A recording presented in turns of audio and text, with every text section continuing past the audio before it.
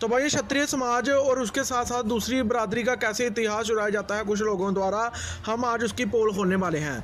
तो भाई ये रजत दलाल है, अपने आप में बड़ा सोशल मीडिया इन्फ्लुएंसर बनता है। पीछे इसने माफ़ी भी मांगी, तो अब माफ़ी मांग कर अब ये एक पोस्ट डालता है जिसमें ये क्षत्रिय राजाओं को जाट बताता है। इवन खत्री जो एक योद्धा रहे हैं उनको भी जाट बताने का काम करता है।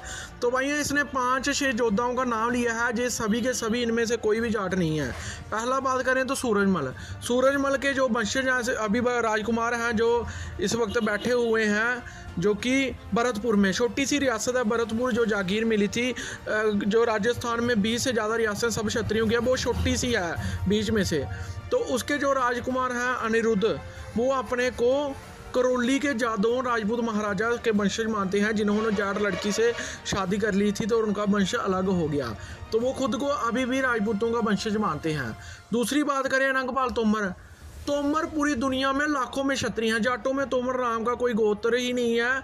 कुछ कुंतल लोग हैं वो अपने को आजकल तोमर लिखने लगे हैं, और जो तोमर असली राजपूत हैं वो चाहे हरियाणा में भी हैं, हिमाचल प्रदेश में भी हैं, राजस्थान, मध्य प्रदेश, उत्तर प्रदेश, हर जगह बसे हुए हैं।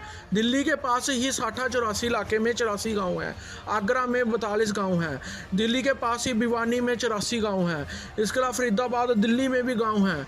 तो तोमर पूरे देश में क्षत्रिय हैं। इसके अलावा 1000-2000 से ज़्यादा गाँव तो अकेले चंबल में हैं, उनकी रियासतें हैं बाकायदा तौर पर।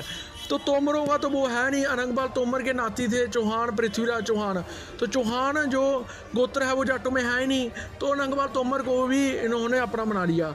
तो भाइयों इसके बाद बात करते हैं राजा पोरस किस वंश से है, इनको क्लियर ही नहीं है। किसी का भी वंश होता है, जैसे अनंगपाल का वंश तोमर है, पृथ्वीराज का चौहान है। हमारे पास पूरी वंशावली पड़ी हुई है। राजा पोरस का वंश कटोच है, जो कांगड़ा के राजा थे। पाकिस्तान की ऑफिशियल वेबसाइट में बोला गया है कि जो मुल्तान का किला है ये कटोचगढ़ कहलाता था। तब 3 राजधानियाँ थी, मुल्तान, जलंधर और इसके अलावा कांगड़ा। पहले मुल्तान हारे, उसके बाद जलंधर में आ गए। जलंधर के पास भी अभी भी 5 रियासतें 1900 ईस्वी तक रही हैं, जो होशियारपुर की दत्तरपुर रियासत सिबिया राजपूतों की, कटोचों की, उसके बाद उन्ना में जसवाल राजपूतों की, उसके बाद गुलेर में गुलेरियों की, फिर पीछे कांगड़ा में कटोचों की, जो आज भी महाराजा हैं। तो राजा पोरस का वंश क्या है? कटोच। पूरी वंशावली पड़ी हुई है उनकी रॉयल फैमिली के पास कांगड़ा किले में। उसके बाद हरि सिंह नलबे का पूरी दुनिया जानती है कि वो खत्री हैं। किस गोत्र के हैं? उपाल गोत्र के।